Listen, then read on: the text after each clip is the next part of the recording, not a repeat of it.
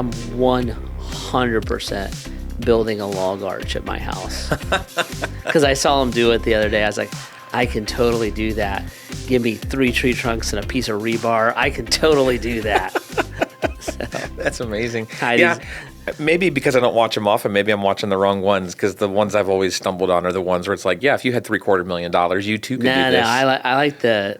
I like some of those because I like the ideas, and but I like I found a piece of wire, half a thing of a snake skin, and a log. Look, here's your sauna. Yeah, it's like here's a throwback. It's like real life MacGyver. Yeah. I love that kind of stuff. Yeah, it's like, here, how do we figure this out? Well, on today's episode of This Old House. By the way, if you know how to do what I'm talking about, then I would much prefer you just come and do it for me. I mean, I would too, because I'm not nearly as handy as even Jeff is over here. That's a whole different thing. I'll do it, but if you want to do it, I'll totally come home and be surprised. To do a reveal, the whole 9 yards. You know, my favorite thing that I had someone do, I guess, for me, for themselves, can't remember if I mentioned this on here or not, but we had a big bridge washout years ago, and I'm like, how do I get rid of all this steel? I mean, 50-foot I-beams, it's like a lot of steel. And I just posted on Facebook Marketplace, like free scrap, must haul. And some guys came over, and they cut it all up and took it out of there. It cost me a Domino's pizza and a 2-liter Mountain Dew. Boom, done. And done, yep. And so that was a way to get out of that. But anyway, in case you're confused where you're at right now, thank you for checking into today's episode of Mixed Messages with Jeff Bogue. I'm Joe Caruso. We are glad you're here.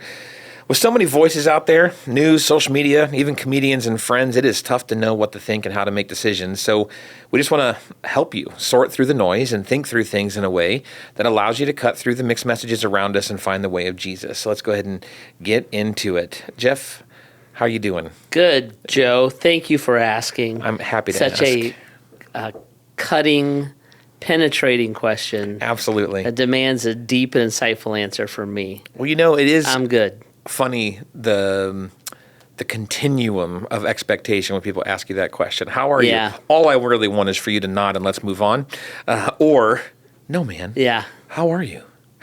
Well, I was talking to a friend this last weekend at church. He had he had to have his appendix out.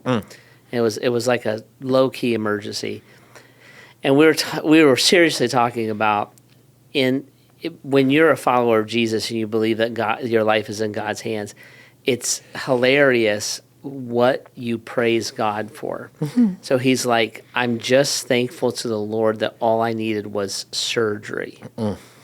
As opposed to, because I had a friend, this was years ago, but it was actually New Year's Eve. They were over at the house, and he started getting sick.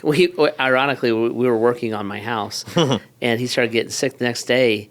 He had to have an emergency appendectomy, but his appendix burst on its way out. Ooh. And he was in like ICU for like 4 days. So I was telling my other friend that, and he's like, "Yeah, God's good. I didn't have to do that." But like, isn't it funny, like the continuum of like how we use the word good, because God is good. Yep. But you also had surgery, so it's... Or even in our piece of timeline that we happen to exist in, where surgery like an appendectomy is quote-unquote just surgery.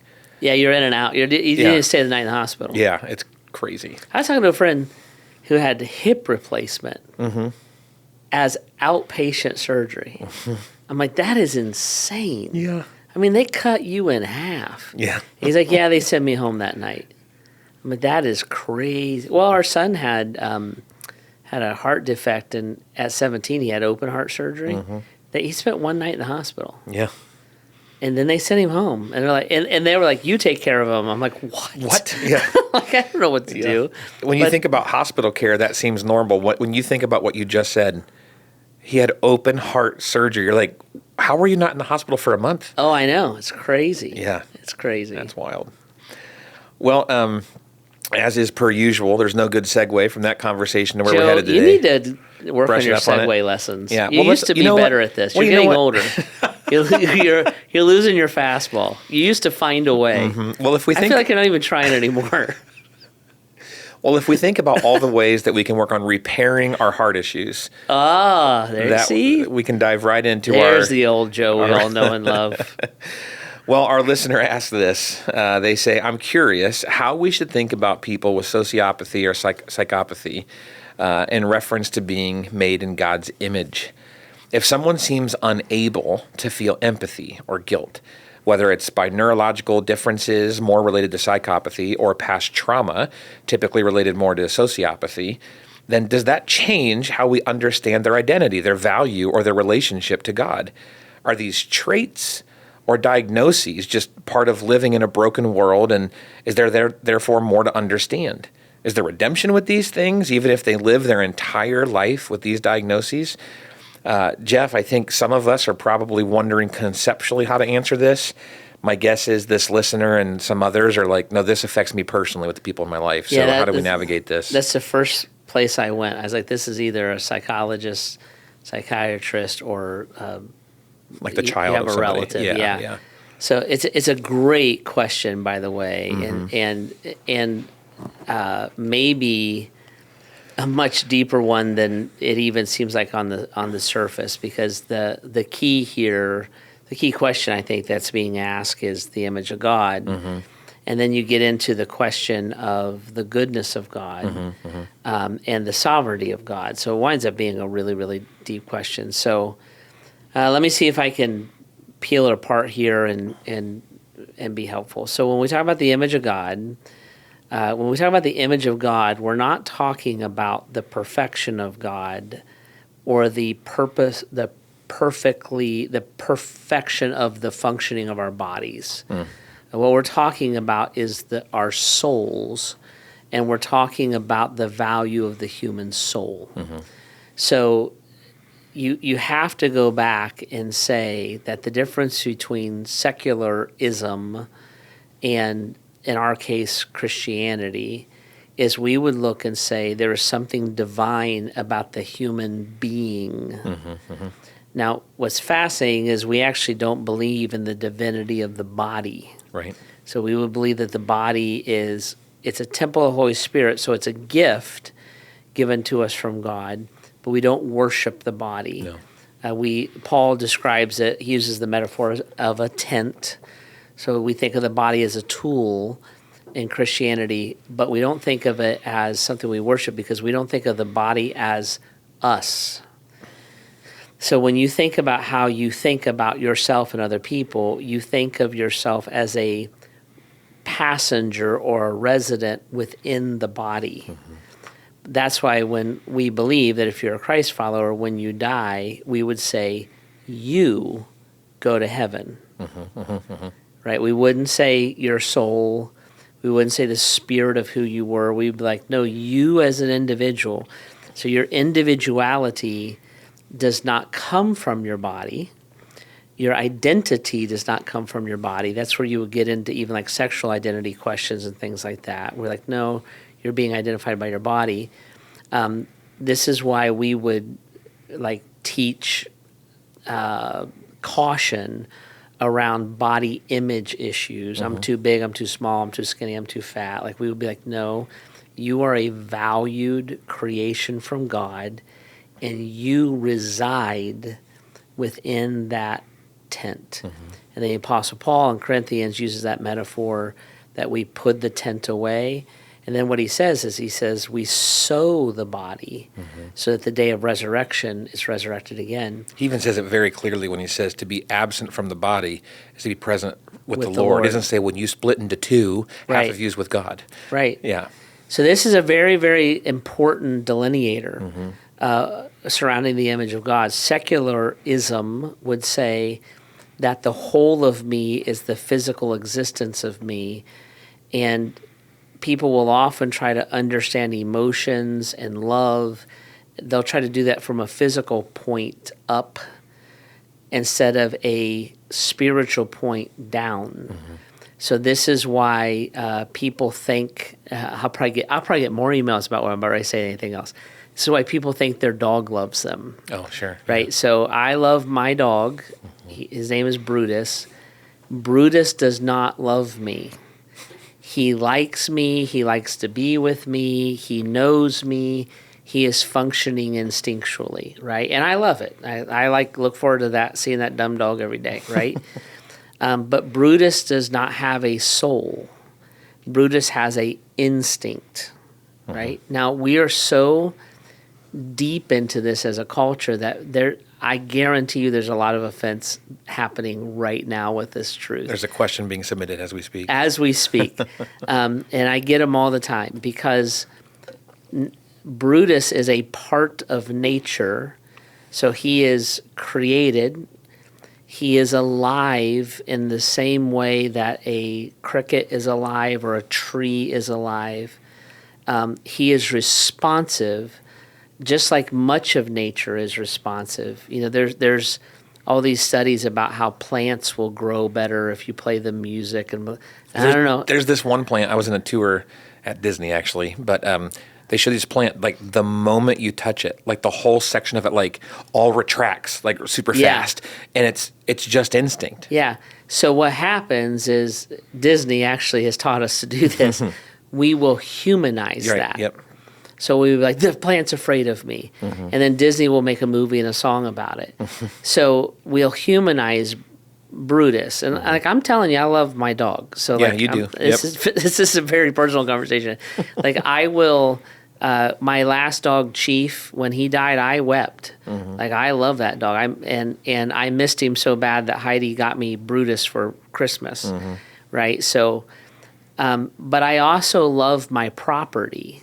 Sure. Like I have the privilege of living in this beautiful place. I would weep if I had to leave there. So I love it. I invest in it. I look forward to being with it, right? So animals and nature are a reflection of God's glory. They are to be cared for. So I'm not a radical environmentalist, but I'm actually pretty stubborn about caring for creation.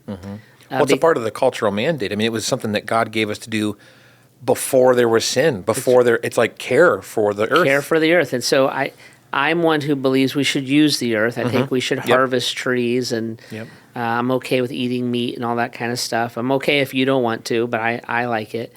But I don't abuse things. Heidi and I, one of our businesses is we breed show dogs. And you'd be shocked what I always say, if we're going to use an animal, we're going to care for an animal. That's why it became illegal to beat your horse. Because you're like, no, you're responsible for that animal, right? So that is right. It is good.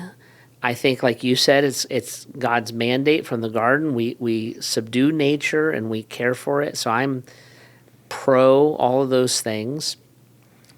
What happens, though, if we humanize those things is we will care for nature to the detriment of humanity, and we will assign value to animals because the relationship is one-sided.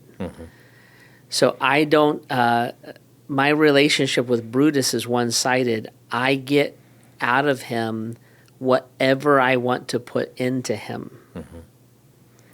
Now you take that and you take that logic and apply it to a human being, and it breaks. In fact, it shatters. It's obliterated.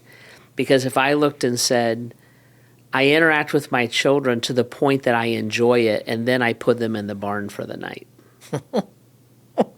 See?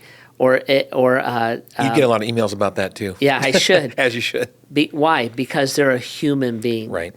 If I said Heidi got sick, and I just decided it was too much money to treat her, so I had her put to sleep. Yeah.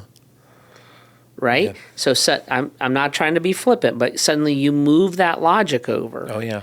And it's crazy logic. So you have to be careful with that. And when you're talking about a human being, you're talking about a very unique, very cherished part of what God did when he created. Human beings are not simply a part of the greater ecosystem. Right. Brutus is. But a human being is different. And what makes us different is not that we're mammals, because there's lots of mammals. It's not that we're carbon-based, because there's lots of... those are our vehicles. What makes us different as a human being is we have a soul. And Brutus does not have a soul. He is a living thing. He's an important thing. He's a valued thing. He should be treated with dignity and respect, especially because he's in my care. But if I have my granddaughter drowning in the river and Brutus drowning in the river, we're not having a conversation about who I go try to save. Right. Right? And I love the dog. I mean, you could take that a step further and say, if your dog is drowning and a stranger is drowning, that's right. It's not a question. Bingo, because it's a human being. If you accidentally run over a dog, you might get a ticket. It's sad. Oh, yeah. My dog growing up got hit by a car. I cried for a month. But you killed a child or a homeless person. Yep. So this is a good thing that our culture, by and large, still values. It's also the thing that Satan attacks. So when we get into issues of abortion, and we get into issues of euthanasia, and we get into issues of you have Down syndrome, so we can abort the fetus before it's born. Now you're getting into very, very big conversations. And the reason that I and Grace Church are so opposed to that kind of thinking is that the value is in the humanity. And the value is that we believe that when a human being is created, when the process of human life growing begins, which we believe is at conception, that human being created, that is a sacred thing. It is a God-ordained thing, and that human being should be valued by the very fact that they're a human being. Now, ready? If you don't do that, and you say, Jeff, I disagree with you, or well, you have a justification for slavery. You have a justification for oppression. You have a justification for genocide. You have a justification for the Holocaust. Just fill it in. And what that is the dehumanization. Why were women property in the ancient times? And even now in some places in the world? Because they're dehumanized. Why did Stalin, under communism, kill 50 million of his own people? Because he dehumanized them. How in the world did we ever come to the conclusion that it's a good thing for one human being to own another human being? Because we made the other human being the dog, and we dehumanize them. So when you say things, I know we say it flippantly, but when you say things like, I love animals more than people, you hear people say that, I'm like, there's bumper stickers. I mean, well, you need to be careful, because if you then are treated like the animal, right? So that's all. It's a foundation. It's a foundation, but it's tied to this image of God. So the question here is, well, what about these people who are sociopaths and psychopaths, and what are they? And I'm like, well, we have to start with, just because my tent is not quote unquote perfect does not mean my humanity is unvaluable. So if they have a chemical or a physical break that causes them to be a sociopath, well, we want to interact with them as a human being. And there are many human beings who have physical problems that cannot be corrected, that we would still value. As a church, we have a special needs ministry. These are human beings who their physical problem is not going to be made quote unquote normal. but we love them deeply because they actually give us the opportunity to love in almost a pure way. You don't really get any, there's no contractual part of it. Well, the same thing can happen with people with deep mental illness. The same thing can happen, like they said, when someone's traumatized. Now you're talking about somebody who's a psychopath idea. And you're looking and saying, what do we do with that person? So in many ways, we do the same thing with them that we would do with any other human being. We bring them into a paradigm of accountability. So if I have a broken part of my humanity, I still have to live under the accountability of being a human being. So just change the physical break. So if I have a out of control gland that causes my appetite to never be satisfied, I still should not enable you to weigh 700 pounds. Because I'm going to appeal to humanity, and I'm going to say, I'm going to bring some accountability or medicine or help or something, right? If I have, I'll be honest with you, I really can't appreciate this. My brother was injured and wound up in a wheelchair. Before that, I always thought of the American Disabilities Act as an expense and inconvenience. I'm just being honest. I was very callous. Well, then I'm with my brother in a wheelchair. I'm like, oh, I'm actually really proud that our nation, because we do it with taxes, preferred people who physically are not, like, barring a miracle or something unforeseen, my brother will never be healed. Sure, yeah. I'm like, you know what? I'm really proud that we had, that as a nation, so to say, we had compassion, okay?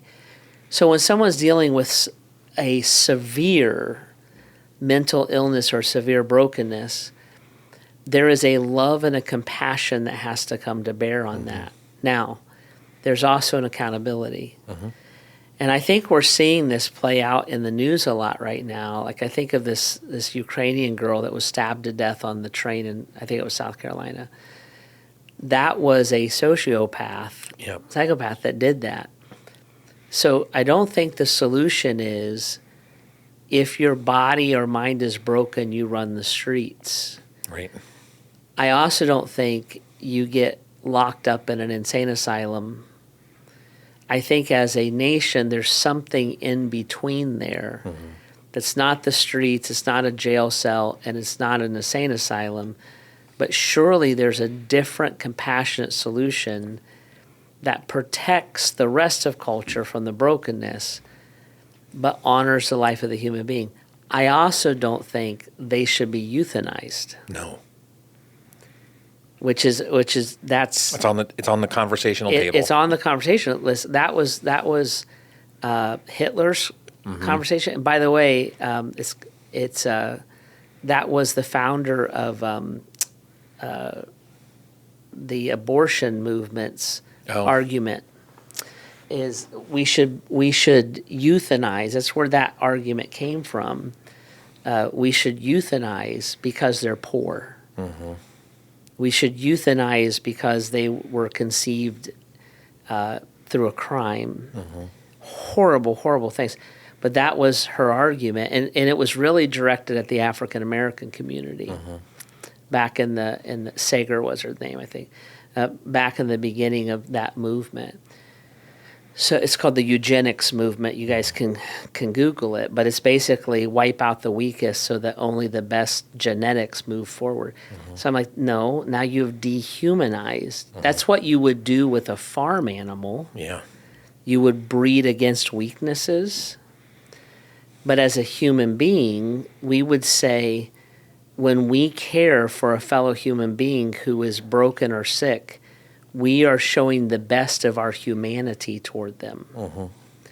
When we, as human beings, invest ourselves into those who are poor and allowing them to rise up economically, that is human being at its best.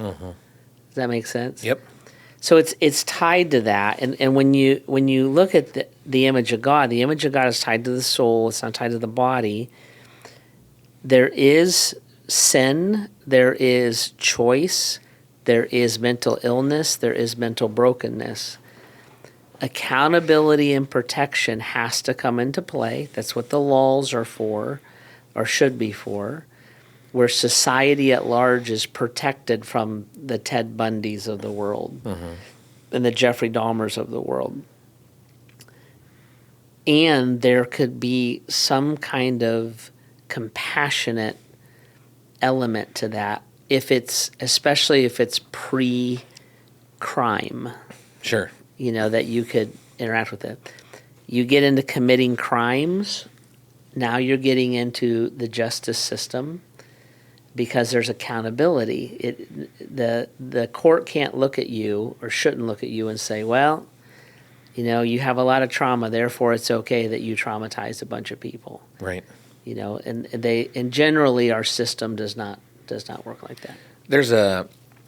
I can't help but think of a personal element to this for me. My mom was not a clinically psychopathic person or a sociopathic person, but she had some mental health struggles, as you know. And I remember the more training and education I got on how the things that you experience affect your mental health, some of those chemical breaks as you're talking about, I started to have more compassion for my mother, because it actually began to show the difference between this woman that was made in the image of God, this woman that had built pretty wonderful memories for me as a child, and then the difference between when that break started to happen, and you see this shell of a person, and then the pain that brought forth, and it challenged me even how I remembered my mom, because she passed away now a few years ago. To not remember the shell, but to remember the person that was made in the image of God. And when I focus on who she is, I can weep, I can be thankful, I can, honestly, I can cherish a lot of memories.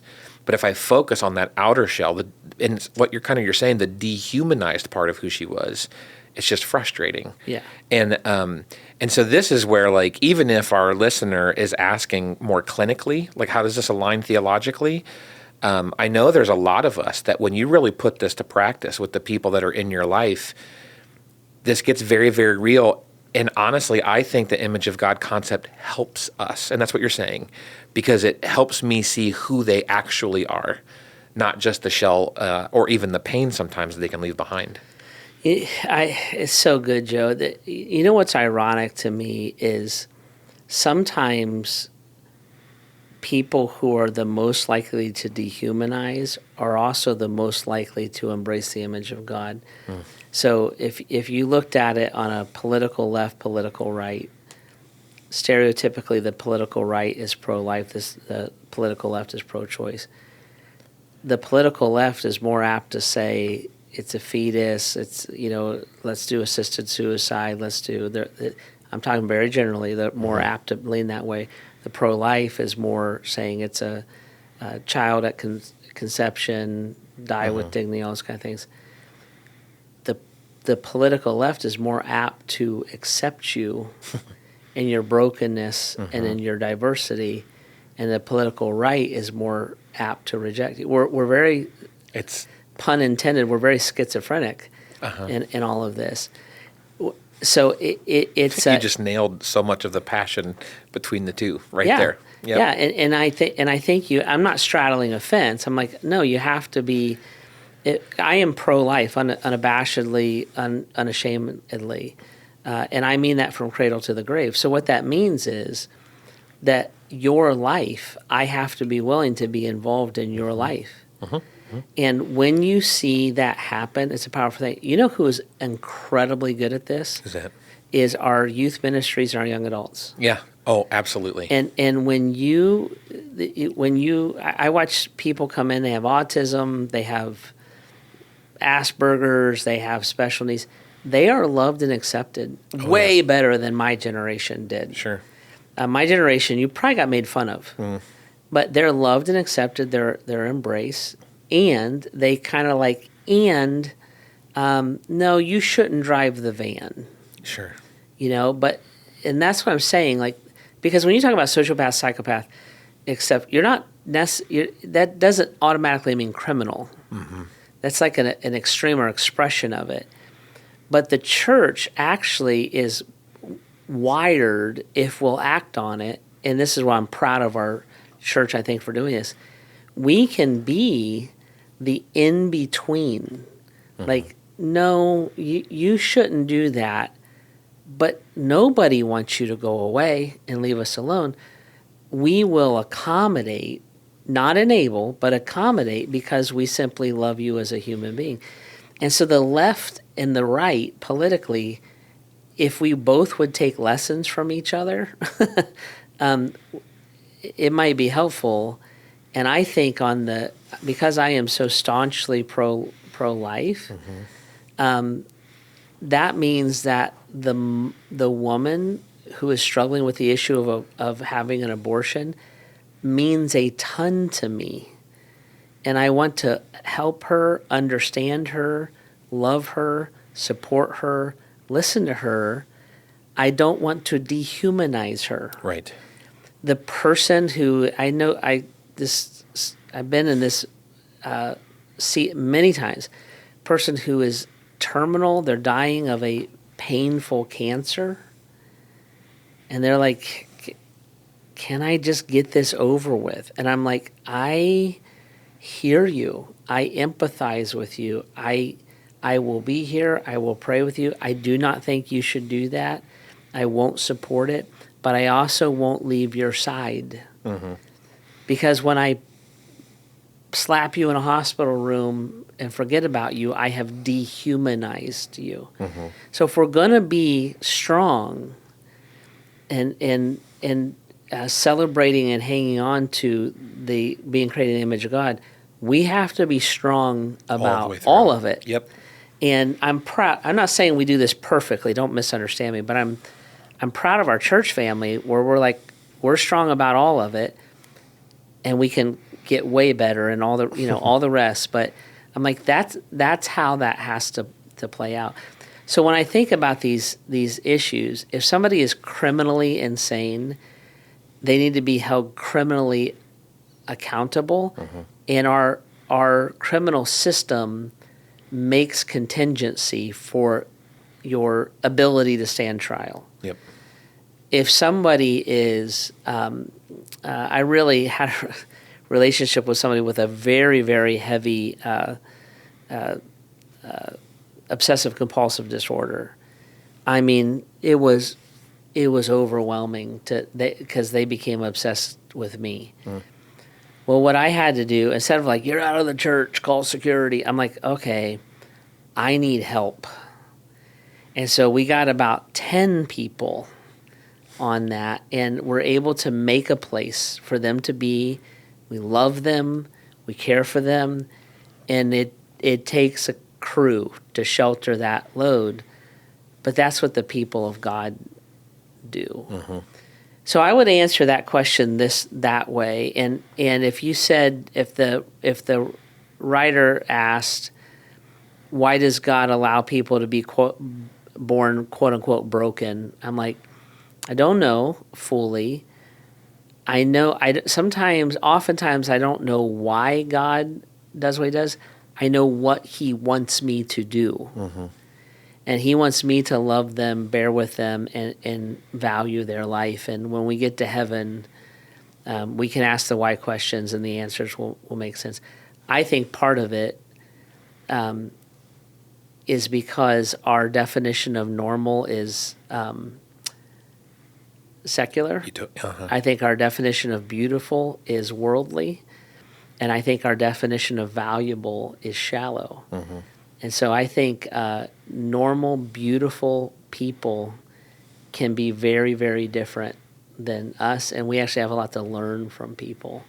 As you were asking that, just the thing came to mind that we know from the scriptures, from what Jesus tells us, that we're born in sin, and I don't think we always understand the fullness of that. I think it's obvious to those of us that know that you're born and you will therefore sin, but I think it also very much implies that you're born into the effects of and the brokenness of and the complexities of sin. Mm-hmm. And so just like you can see it in some toddlers, they already have certain tendencies because they were born in sin.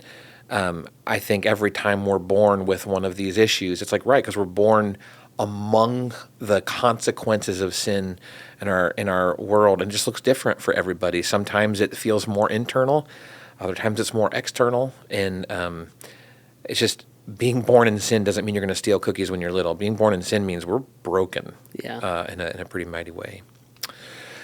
Well, I want to thank our listener for writing this in, and maybe even especially if this pertains to a loved one in your life, and I hope this was helpful. If you're out there and you have questions you'd like us to tackle, quite honestly, maybe we stirred some up today. I have a feeling we did. Go ahead and head on over to bath.gracechurches.org/mixed messages. Send them our way. We'd love to start getting into those.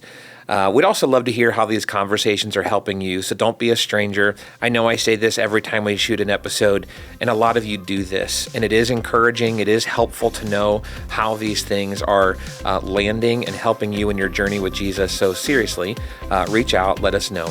If you're enjoying the podcast, make sure you subscribe, follow, rate, and review to help others find it too.